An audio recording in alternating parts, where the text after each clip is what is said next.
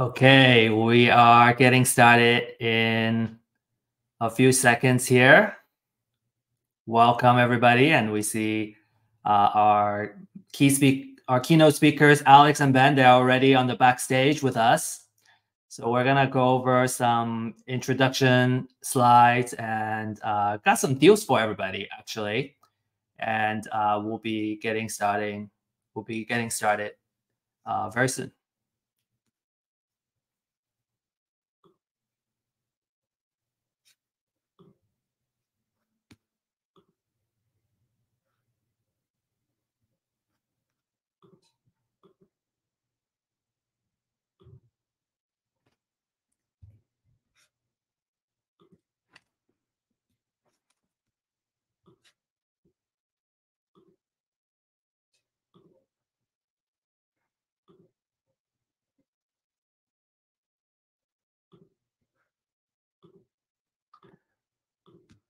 All right, let me share my screen real quick.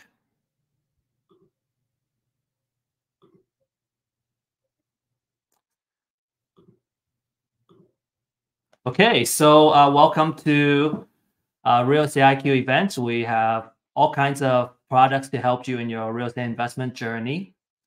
The key product that we offer you is the off-market leads, which is the freshest data that we offer you. And these are highly motivated sellers, so you can do a lot of target marketing to these motivated sellers and get your deals.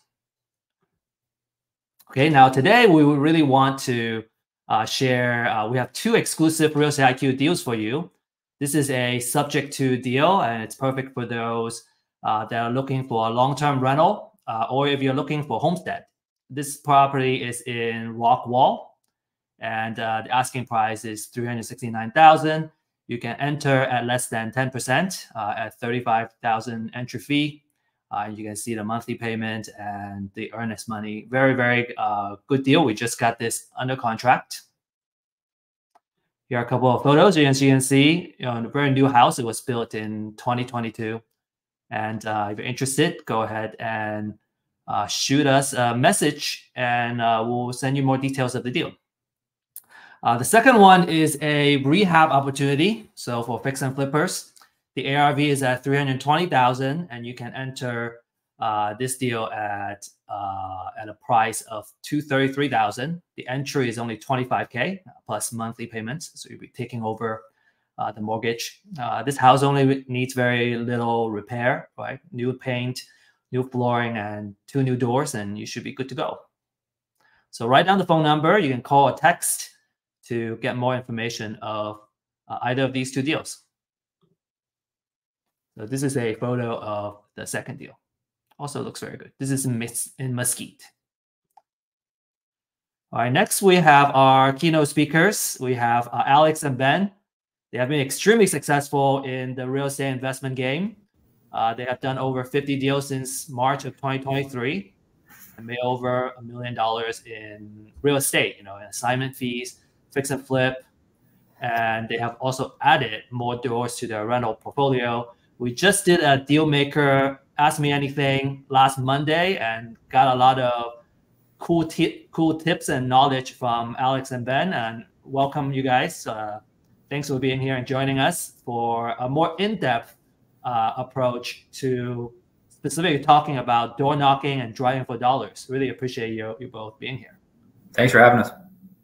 So the stage is yours. I'm gonna stop my screen share so you can start yours. All righty. Alex, you want me to share it? Yeah, go for it. Okay. So let me make sure I got the right share screen. Okay. Oh, 1 second. We're working on it.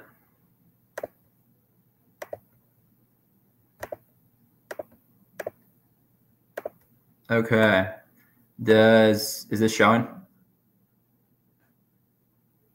Alex, can you confirm? Yep, okay. So door knocking. This was probably one of our top ways we still get deals, although we're doing a lot of other marketing. Definitely the best way we got started.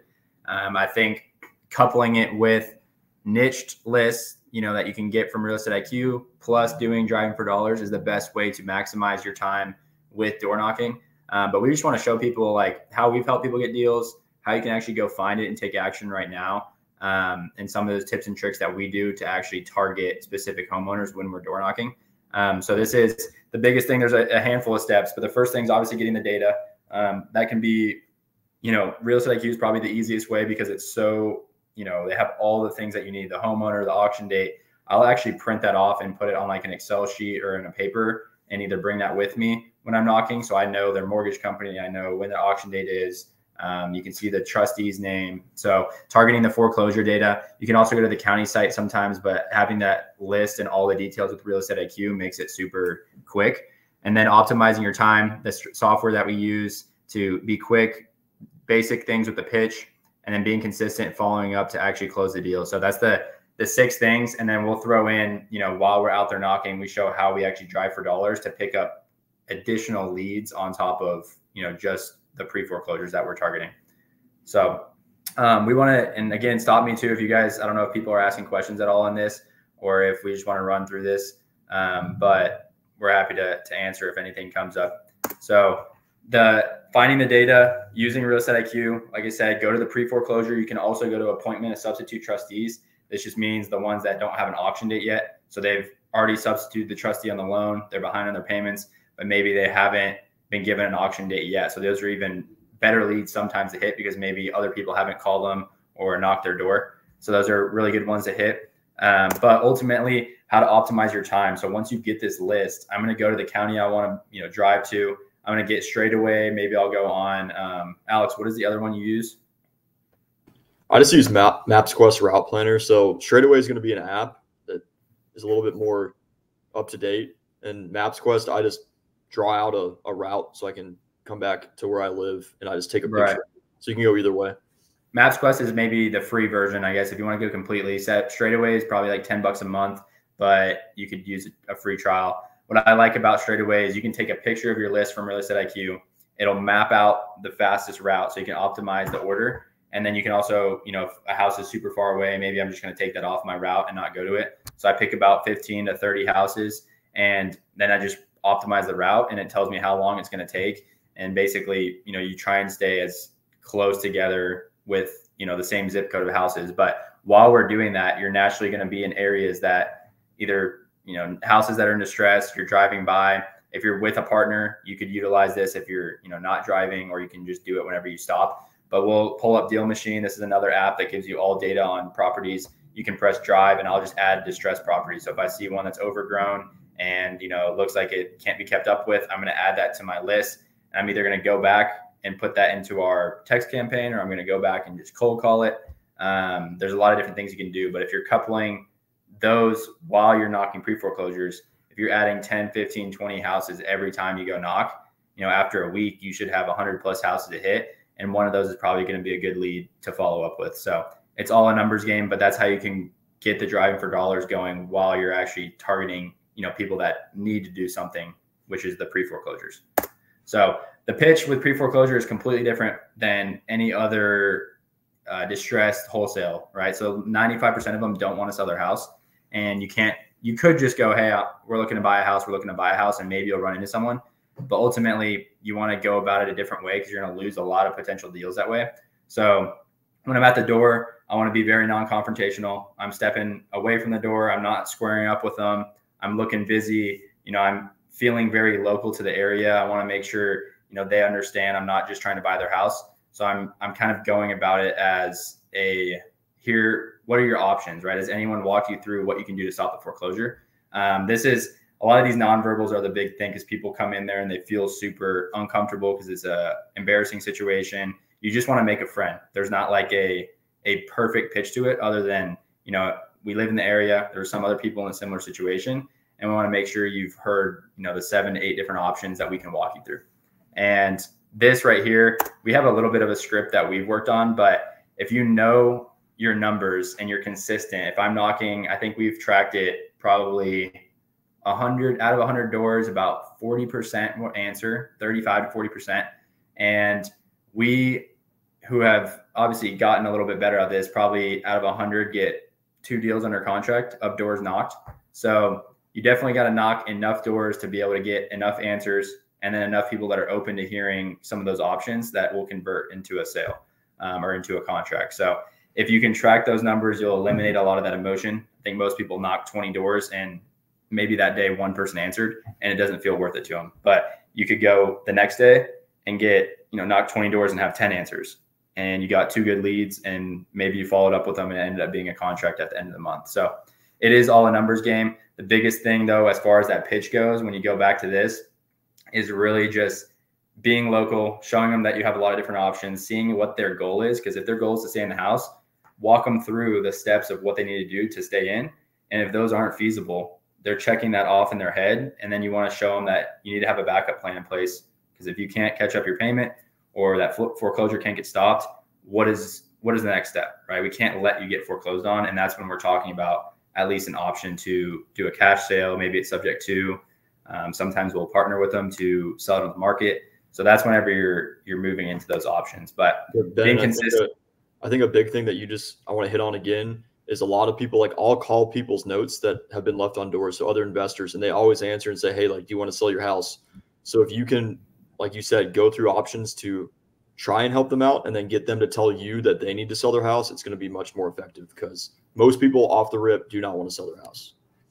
Yep. And that's a big thing too. Thanks for saying that, because leaving a note, like I said, only 35, 40% answer. If you're just leaving every single door and not leaving any sort of, phone number, you've left a ton of deals on the table. We've gotten so many deals under contract, even in the last 3 months, just from leaving a note on the door. They didn't answer. We slid a little thing into the side of the door and they gave us a call an hour later, maybe a day later, sometimes 2 days later. If this house is vacant and someone is just coming to check up on the property, you need to make sure they have a way to contact you. So yeah, if they're only looking to sell, they think, what do you have to gain out of it? They're just trying to buy my house cheap. But if you're a consultant aspect of it, what can I do to help? We have a lot of different options. Then they trust you, they let their guard down, and now you can see what their ultimate goal is to really help them out.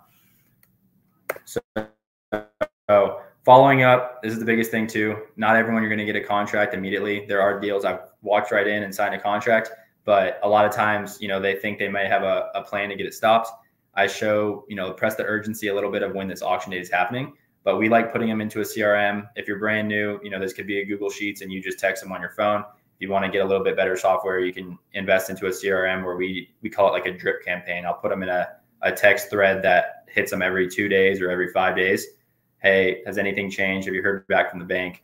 And then that way, after maybe they weren't ready to look at it week 1, but after 2 weeks and they're a week or 2 away from the foreclosure, now they might be giving you a ring to get something put in place.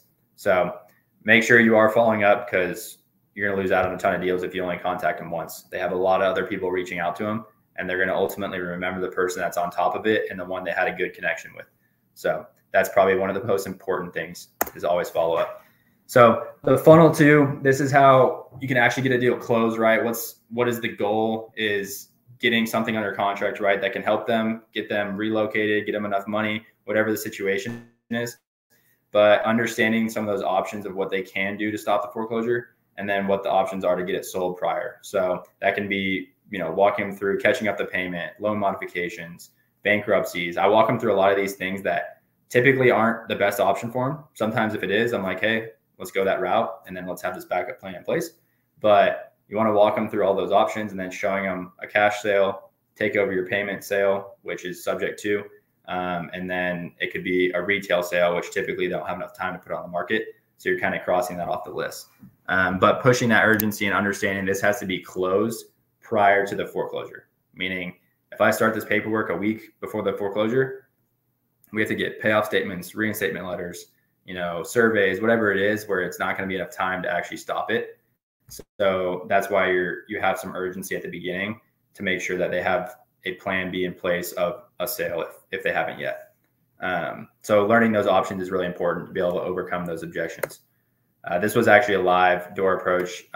It's a little bit long, so I'm not going to play that right now. But But yeah, ultimately, I'd say setting, this is what guys that we have worked with or anyone that's trying to knock doors, we always tell them to set a time. Like, what are the days I can knock? How many I'm going to hit? And how many driving for dollars leads am I going to add to my list each day? So they can figure out a plan of here's when I, should realistically be getting a deal under contract. But ran through that pretty quickly. I want to make sure if anyone did have questions, we can kind of go through that as well. But Alex, was there anything else I didn't hit on there? I would just say being prepared. Like I've taken a lot of people door knocking that are newer, and I'll have them go knock a door, and you don't need to have like a complete script just memorized. You don't want to sound like a robot. You want to be human, but you got to have some sort of plan, like bullet points in your head. Because if you just go up there and try to completely wing it, unless you're just the most silver-tongued human being of all time, you're going to fumble your words. You're going to sound nervous. It's not going to go very well. So I'd say be prepared, practice, whether that be practice with someone in your family or just knock more doors. I would also say there's some key words to leave out. Like you don't want to just immediately be like, hey, your house is in foreclosure, because they're just going to slam the door in your face. So try to break it. Comment on their dog, comment on their shirt, comment on their house, something. Yeah, that first 10 to 15 seconds is some of the most important things. And I came from door-to-door sales, so this is what we call breaking preoccupation.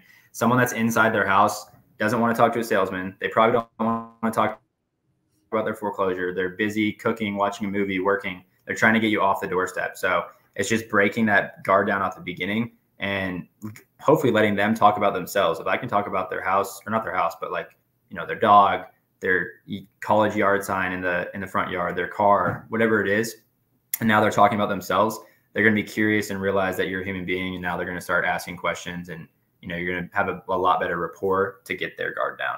And I think it's important too to like try to put yourself in their shoes as much as possible. Like you said, like for most people, it's like the lowest point in their life, or one of the lowest points in their life. So you got to have some empathy.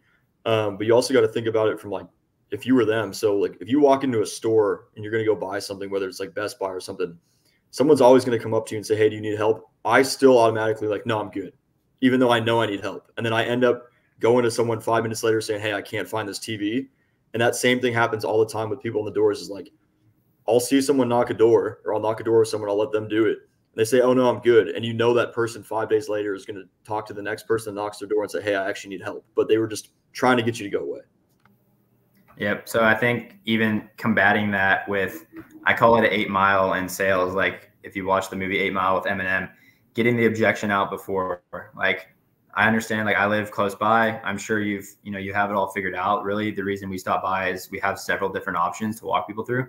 So we just want to make sure you've seen all them to see what the best case scenario is. Has anyone walked you through that? And then you're kind of asking deeper questions rather than like, can I help you? Can I help you? Because they don't want to be helped all the time, or they think they have it figured out. So yeah, you just gotta put yourself in their shoes for sure. So Alex, let's talk about you talk about being prepared, right? So aside from kind of knowing the scripts, right, and kind of being natural with the scripts, do you study the owner? Do you kind of look at the data of the owner and kind of a little more about them before you go and knock on the door? I get that question a lot. So most people are like, oh, should I know the ARV of the house? Should I know the trustee? Should I know all this stuff? I mean, you can have that there. I don't. And the only thing I know is their name. So like I'll go up to the door and I want to make sure I know who the homeowner is. So like, for example, I knocked doors 2 days ago and the sole owner of this house, his name was like Hector or something like that. And a younger woman answered. So I knew just off the bat that wasn't the right person. So really the only thing I like to know is when the auction date is and who the homeowner is. Because you can usually match up, like if a woman answers and it's clearly a man's name and he's the sole owner, like you're not technically talking to the right person. But other than that, I don't know the trustee. I don't know anything. Yeah. You figure that out later after you get talking. And the caveat to that, like we got that deal under contract and she had power of attorney over Hector. So, you start asking questions and figure out the problems. But yeah, that is definitely, you don't have to have all the details though. You'll start looking at that whenever you get down to the details. You also just have too much stuff in your head too. If you're trying to memorize all this stuff, like how much the house is worth on each house, all that, I don't know. You got to have your mind relatively free so you can actually think and talk. And speaking of the approach, I think most of us who haven't done door knocking before is at least a little bit apprehensive of the approach. Like, how do we start the conversation when we knock on the door? Like, what if nobody answers? What if somebody answers and either they're friendly or they're not friendly? Like, there's so many kind of scenarios. I wasn't sure if one of the recordings that you have on your slides has one of that. I can play it. I can play it if you want. It's actually, I could play the first minute. I think it is. You'll realize it's a deal like we got closed. It's about a $33,000 assignment fee, and I'll play it again. I'll show the presentation, so hopefully you can hear it. But nice lady. She told me that she had it figured out off the bat, and I ended up just making conversation and getting in the house. That's where I end the recording. But once I got in the house, we went through all the options. She realized she needed to sell, and I got it under contract. So, but yeah, I'll play it, and they can kind of see what it sounds like. 1 second.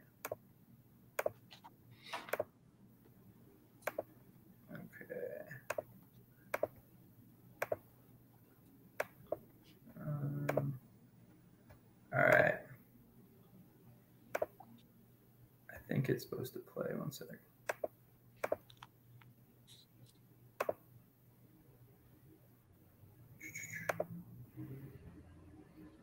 There we go.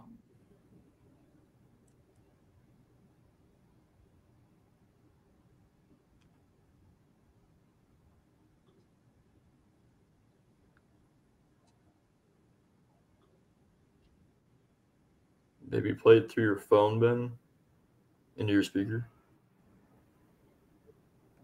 Can you hear it? No. Oh, really? You can hear it, Ben? Yeah, I can hear it. I would just pull it up on your phone, turn it up, and then put it into your microphone on your computer. Okay. Let's see here. Works last time. Yeah, it worked on Zoom. I guess y'all couldn't hear anything though? No. There's a setting on share screen. If you share Chrome tab, you can also share tab audio. Really? There's an on-off button. Maybe you can try that. If not, then it's your phone. I think I have it on here. 1 second. Oh, we have a lot of questions here too. So I was say I don't think I can see the questions, can we? Oh wait, some really good questions. I'll manage them. I'll show them. Okay. Yeah, 1 second. So while Ben is working that, like maybe we can let's get some questions. So Anne is asking, do you make the offer and try to sign a contract on first contact? Again, it completely depends on the situation. If they realize, walk them through all their options, they realize that they can't, do any of the other options to keep the house, then yeah, I want to put it on there, especially if the foreclosure is in 2 weeks, right? I'm pushing the urgency of like, hey, even if we got this under contract in 2 days, like we might not be able to close in time. So I'll put a backup plan, like worst case scenario. They're like, well, what if I catch up to 10,000? I'll put in the special provision that, if you catch up the loan by the close date, then, this contract can be void. But yeah, ideally if the urgency is there and they understand that it needs to be closed in time and the timeline's there. But if it's like a month and a half out and they're like, I just need to look at my options, they won't be open to selling. That's when I'll follow up with them until like, hey, like this has to happen now or else, the bank's going to take the house. So does it mean you bring like a blank contract with you? Yeah, yep, I would bring printed contract. I actually have an iPad and I like it on DocuSign or on Notability or Pages. So I do that, but I just had that from doing sales previously. Not everyone has an iPad maybe. So I would bring printed contracts. Yeah, if you don't have contracts with you, in my opinion, you might as well not even knock. Because what happens if they can sign a contract right there and you don't have a contract? So always bring it. Okay. I found the video. You got it? You got it, Ben? Yeah, I can play it if you guys. Yeah, let's play it. I'm going to play it from my phone just in here and turn it up. It's a little muffled until I put the speaker closer to my phone. So we'll see how this goes. Similar situation. I've been getting a lot of emails from the county. It looked like it was some sort of substitute with the trustee on the loan. I don't know if there were some issues with the bank, it looked like. Substitute trustee. So we actually help. We're like a real estate solutions team? Oh yeah, we got. I'm with Wells Fargo. We got that solved. Gotcha. Okay. So did they tell you like you say you got it solved? Did you do like a modification or was it? Okay. Yeah. Did they? How long? I haven't got the paperwork back yet, but that's. Okay. So they're kind of sending over that big packet. And then I got to get it notarized and get a lot of stuff situated. See, because the reason why I was in that foreclosure, because I have been scammed since November of last year until last month. Oh no! What do you mean by that? Social Security checks. Really? They weren't giving them to you, or what do you mean? No. They was how can I say that? They wasn't taking them from the mailbox, but they was scanning it through. I won't say email. I don't know how they was doing it. Yeah, like you weren't getting them? Yeah, I wasn't getting them. Really? Was someone taking it? Yeah. So I'm in an investigation now, so I can't have no kind of I want to say identity being like identity theft or something. Because I don't have no credit cards. I never had no credit cards. Really? But I can't have no debit cards. Wow. Prepaid cards, my name, nothing like that, because until they get it stopped. Wow. How long will that take? Whenever they tell you. I don't know. Yeah. They've been wanting me to just get paper checks. And once you get your paper check, you make sure you cash it immediately. Don't get no debit card. Don't get nothing in your name. So have you been doing that? Yeah. Okay. And you've been able to get the money? Yeah. Okay. What is the monthly payment on the mortgage? Well, last month it was $5. See, I didn't get to pay it February, but I paid it in January, so they have to do it all over. Yeah, you pay it again. So when it started out in January, it was $552.68. And now they're probably calling all of that past due amount due. Mm-hmm. Do you know what they're asking for? I don't know. That's why I say I talked to them this past Friday, and they're gonna send me the paperwork in and let me know what's going on. Gotcha. How they gonna do it and. Yeah. Are you familiar with how that process works? Yeah. Okay. This is the second time this happened to me. For the modification? Mm-hmm. Okay. What is the check? I guess. Size color out here. I can do that, yeah. Sorry about that. Thank you. That's all right. So she let me walk inside, and then we went through it all. She told me how far behind she was. She wasn't going to be able to catch it up, and she was worried about getting approved of a modification because she's already done it in the past, and she didn't have enough income to cover the payments. So she was able to realize she could go move in with her sister and get money out of the sale, and then we just got it under contract. And the big thing, Ben, is she said, "I'm good. I got it figured out," and you just completely ignored it. Yeah. So if someone says they're good, just blow right past it. Keep talking. Yeah, you should agree with them. Like, that's great. You guys, I always dish out what they did. I was like, oh, did you catch up the payment or did you do a modification? Because usually they're going to say, oh, we're working with the lender to do a modification, so they think they're good, but that doesn't always get approved. Or maybe they're not. They're pretty hesitant of, if that's actually going to work or if they can afford that payment. What if the payment goes up? So understanding a little bit how that works, and then walking in there and saying, well, if that doesn't work, like, what are your other options? Sometimes they'll just tell you, well, I might need to sell it. And then it's like, okay, well, in the case that, that needs to happen, we need to make sure this and this gets done to be able to close on title and all that.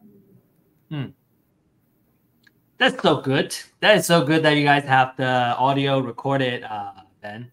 So, like we can kind of see from real life how that happens, like a real example. Thank you. So we have a related question here. How do you deal with rejections while door knocking?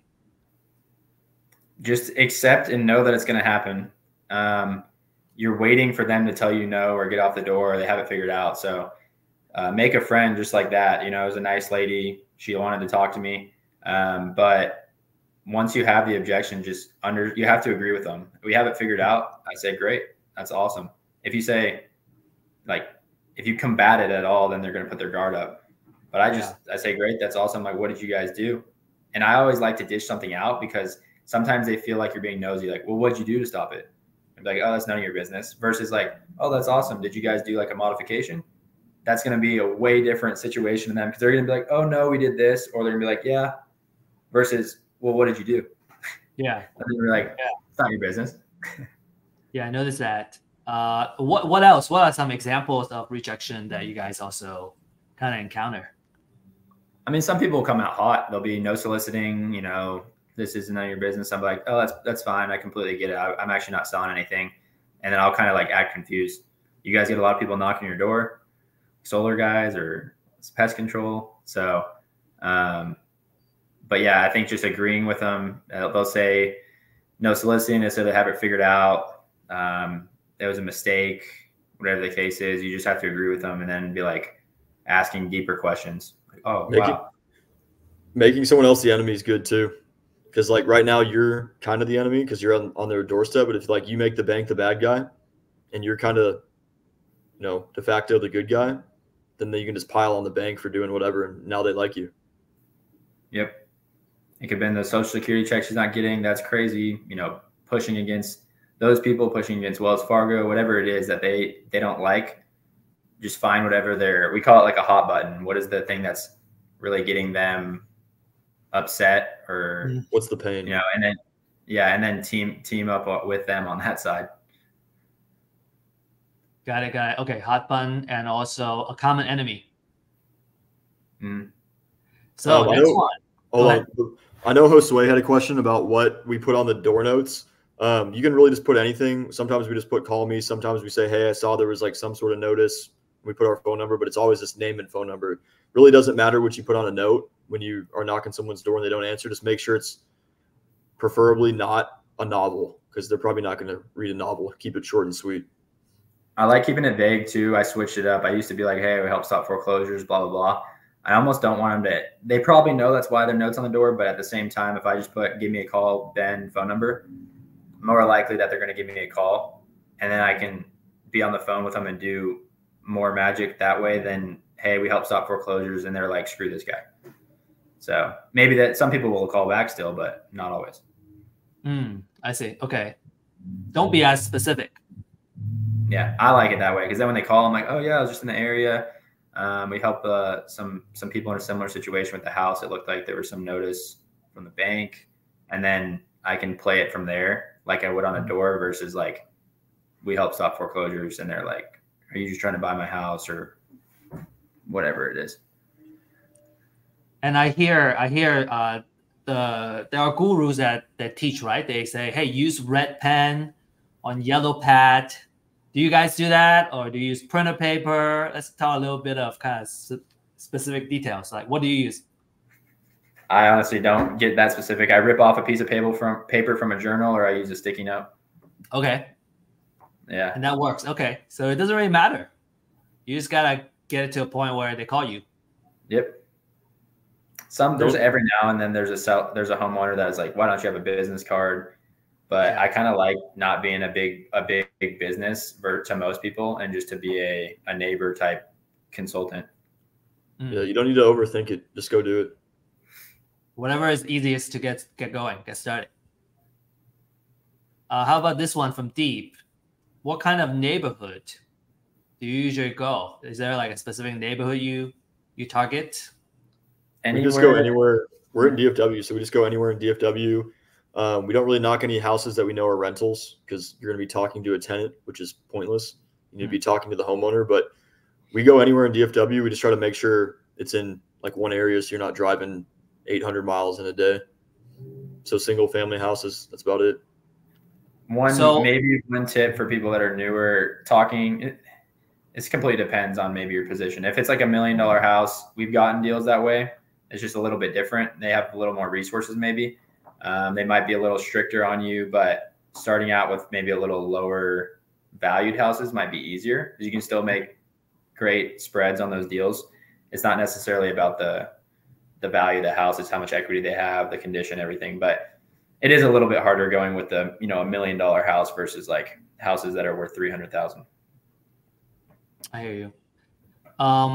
So let's say you're driving for dollars, right? And you kind of see a house that's like a good candidate. So before we go really deep there, let's talk about what do you look for when you're driving for dollars? What kind of houses do you like stands out to you? Yeah, I mean, I would say houses that are, I guess, neighborhoods that are a little bit older. So you wouldn't want to go into like a brand new neighborhood, but you want to go into neighborhoods. Let's just say you're not doing pre-foreclosure knocks, like you're strictly just driving for dollars. You'd want to find a neighborhood that has houses that have been flipped. So they're houses that have been updated and houses that have not. So kind of like a neighborhood that's, maybe has some damage, but also has some nicer houses. And you're looking for things like, patches on the roof, or the landscaping's kind of overgrown. Maybe the window shades are broken. There's trash out front, just like anything that has signs of financial distress, or like the house is kind of falling apart. Mm-hmm. Yeah, they got to have enough equity. Ideally, they have enough equity, so you can't go into a neighborhood that just got built 2 years ago. And I mean, unless you're doing a subject to deal, but it's still, you want to go into something that's been built at least 10, 15, 20 plus years ago, because those people could have a lot of equity. And then what do? Do you actually knock on the door when you see a house like that? Yeah, I do some research and then come back. If you're like strictly driving for dollars, sometimes I'll knock. I usually just leave a note, say, hey, like, I like your house. Like, I'm looking for one in the neighborhood. Like, if you're looking to sell it, give me a ring. Then I'll mark down the address. We put them on a drip campaign in our CRM. So like, we're constantly texting and calling them, but you can knock, you don't have to knock. It's kind of up to you. Knocking is definitely a little slower. I think handwritten notes, you'll notice you'll get a lot more responses, because the alternative is adding it into a list on something like Deal Machine, and then you're going back and calling and texting. But sometimes the person that's responsible for that house their phone number might not be attached to the property. So if you leave a note on it, someone's going to eventually get that. So you're going to have a much higher response rate. It just takes a little bit more time because you got to go run up and put it on there. But I've gotten a couple deals that way. Alex got his biggest deal that we've ever gotten from leaving a note on the door. So it can be super effective if you actually go put a handwritten note there. And that one doesn't have to be afraid of selling it. Those ones, it's just, hey, I'm looking for a house in the neighborhood. Give me a call if you have any future plans in selling. Do you guys get response of like don't bother me, or like maybe choice words, some French words? Yeah, every no leads to a yes, though. You got to have 100 no's to get a yes. That's true. We get a lot of choice words. I got some middle finger emojis before. Oh yeah. Yeah, we've gotten some rough stuff, but it's always funny to see. And do you just let them go? You don't target them anymore, or you continue? You just keep going. Like, maybe they are just saying no today. Depends. Yeah, if they're just saying F off, we don't ever want to sell, then we're probably just removing it. But if not, we'll put them in a campaign to text them in 6 months. Casey is asking, can we go back to where you mentioned foreclosure and pre-foreclosure list? What should I aim for? I would go to Real Estate IQ and find any property that has, if you know how to do subject to creative finance, then you can do some houses that are newer. But ideally, if you're gonna separate lists, I would make sure they have some equity and that it's not on the market. And then the third thing would be that they're not a landlord, because if you go knock a house and it says absentee owner, which you can find on Deal Machine, you don't always know. We still knock houses that have tenants, and we've gotten a deal that way too, where we just got a hold of a tenant. They put us in touch with the landlord. So it's not the worst thing, but yeah, I don't like showing up to a house that's already on the market with a realtor. So I'm probably not going to knock it. They're just going to tell me to call the realtor. And then if they bought the house like in 2023, I'm not even going to make that a deal, because I know they don't have a good interest rate and they don't have enough equity. So that's how I'd filter that out. And do you guys, when you do door knocking, do you encounter, say, there are other people that are marketing to the same foreclosure lists, right? So do you find that door knocking makes you stand out more, or it's more effective for you? Or kind of how do you combat with a situation where other investors are also trying to reach them? I mean, going face to face is super effective, because there's a level of trust that you have that you probably don't have on the phone. Obviously, you can't hit as many contacts in a day versus like cold calling, but you're going to have better relationships. And in terms of other people knocking, like, some people look at that as a negative. Like, I look at it as a positive, because most people don't, like, they just say, hey, do you want to sell your house? Or they just, as soon as that, like that one lady we just listened to that said, no, I don't want to, like, everything's solved, and they just leave. So if you know what you're doing, it doesn't really matter if someone's knocked 100 doors before you. There's definitely times we run across other investors and we're just explaining, while we've done a lot of deals, you want to make sure you're working with someone that can get it done. But at the end of the day, we want to put you in the best situation, and we're going to make sure, you know, you have enough time to get relocated, whatever it is. Like, it's all part of building trust. But yeah, sometimes if they're just shopping for cash offers, you get those sellers every now and then. They're like, oh, well, I can get more money than that. And they start asking everyone. That's going to be a different situation. And they start shopping around, basically. Yeah. For different offers. Okay, Melissa is asking, right off the bat, do you bring up foreclosure? No. I never even say the word foreclosure the entire time. Yeah, if you listen to the beginning of that one, I'm usually trying to talk about the weather, their car, their dogs. Dogs are great. Almost everyone that has dogs come to the door, I'm showing them that. But I just be like, yeah, we live in this area. They send me all the notices with the county. So I got in a lot of emails. It looked like there were some issues maybe with the bank, and I kind of act confused. And they're going to realize what you're talking about, but I'd rather not say foreclosure. That's what I'm getting into. And then I just say, like, I'm Ben, like, we do a lot of, real estate consultant, I tell people too, like, whether it's probate or divorce or someone dealing with issues with the bank, we just walk them through all the options they have to get it stopped. And then you just kind of ask them, like, have you had any plan yet to get put in place? Some alternatives to the word pre-foreclosure, like I use auction date or appointment of substitute trustee, something that's less like in your face than pre-foreclosure or foreclosure. Less intimidating. Yep. That's a very good tip. And put the home screen of your phone as your dogs if you have dogs. It's easy. Okay. That's a good tip. Yeah. We used to have skip trace data, from a different provider that has, like, this person has pets, a dog or a cat. Really? Yeah. Wow. That is crazy. So someone was asking. Yeah, you can walk in. You know what kind of interest they have, or, like, do they have pets? It's kind of creepy. It is. Yeah. Maybe crazy. you can plan something to kind of build some trust. Yeah. Okay. Next question is about Google Street View. Is that enough for driving for dollars? Can we drive the dollar without driving for dollar, basically? Yeah. There's people that do that. I don't know if Kevin's on here, but our buddy Kevin does that. He uses Google Street View. Yeah. The driving for dollars apps just help because it has all the data and you can literally press on it and call them right there.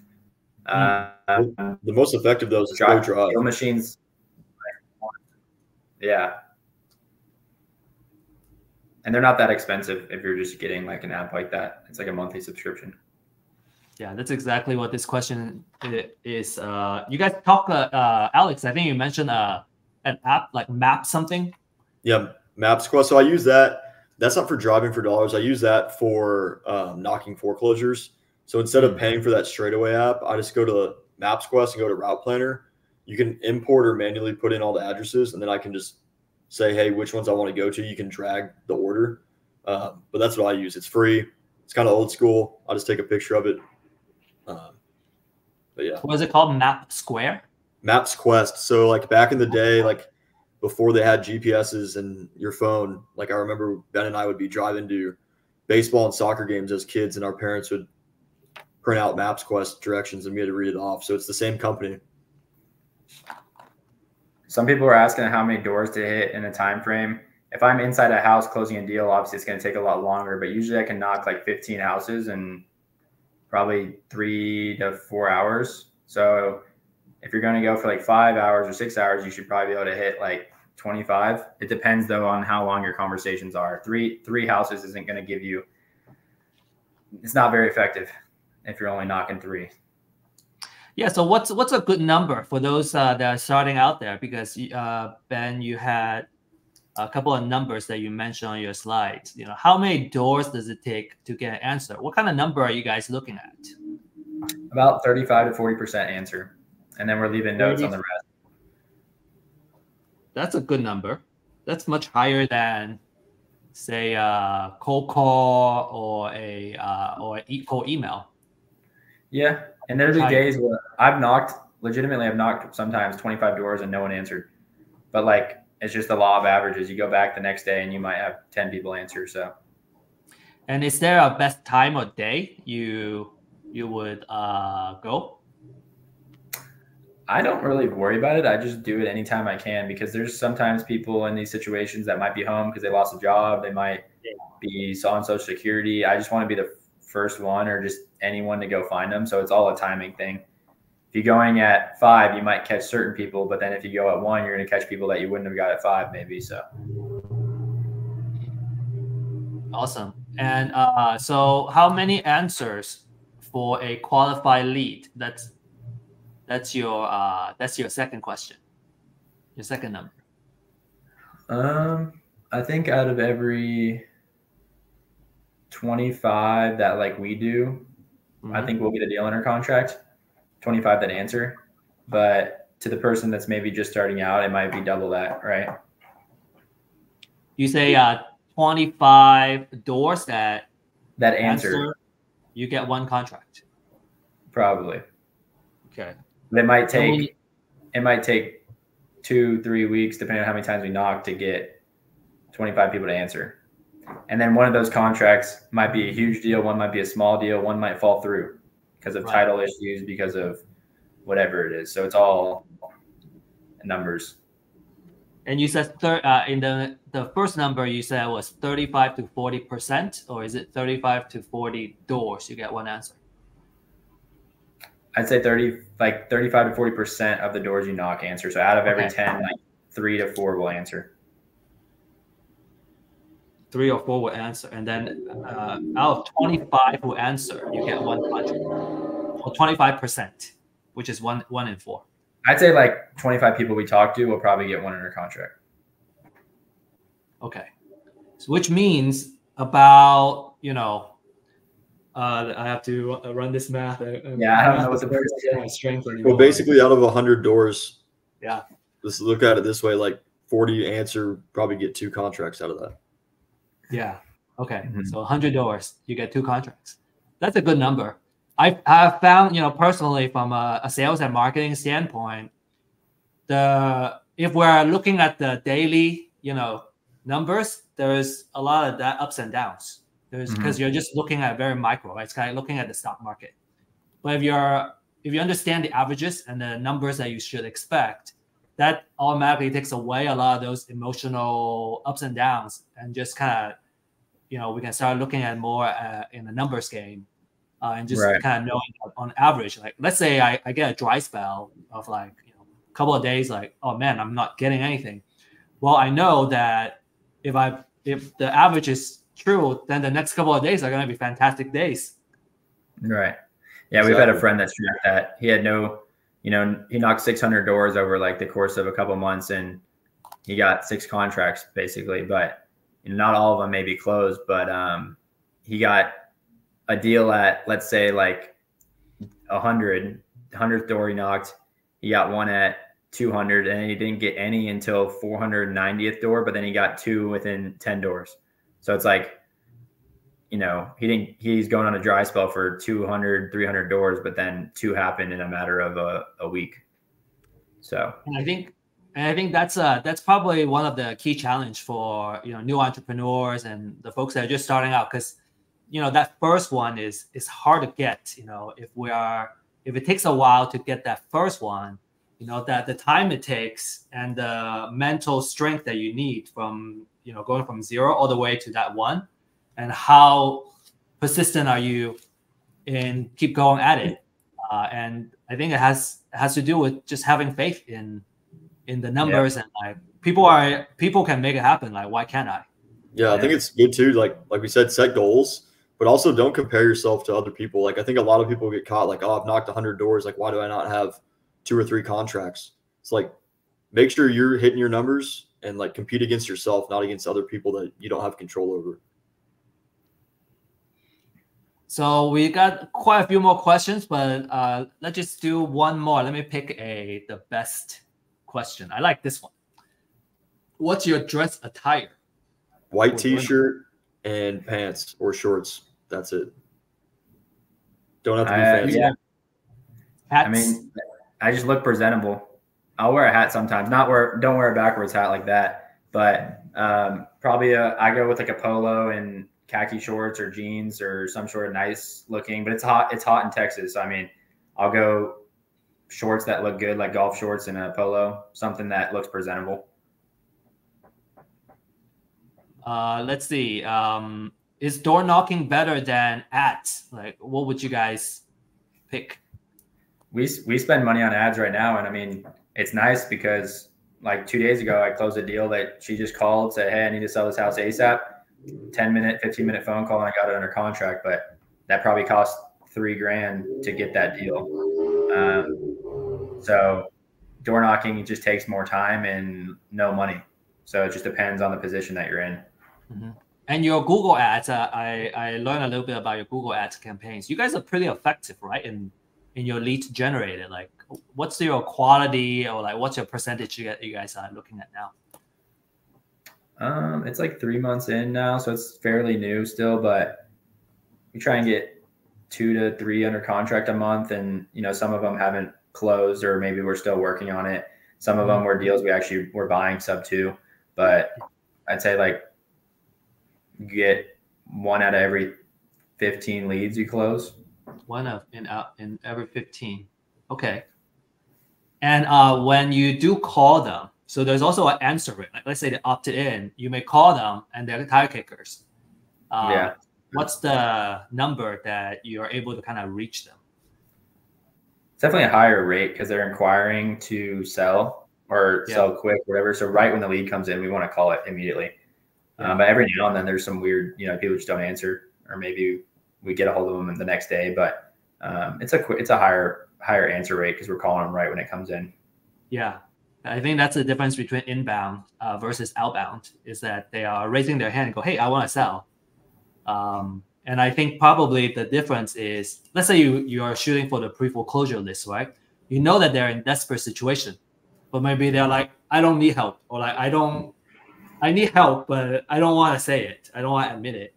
Whereas the folks that are raising their hand, maybe they're not in as much of a hurry. Maybe they have a desire, but they don't have like a deadline, you know, the first Tuesday of next month. Right. They do need to sell, and then they do have their own timeline. Yep. Go ahead. I would say sometimes they do want to sell it like right there. It just depends. What I notice a lot is because we're running some experiments too, is that we see a lot of people who are moving. They want to move. Maybe they're not in like, you know, distress, or maybe they don't want to disclose that, but they are looking into ways of moving. They want to move. Right. So, okay. So we got more questions. And if you have more questions, everybody, go ahead and send it on the comments, and feel free to email us, and we'll bring the questions to Alex and Ben and maybe we can even invite them back for our next session.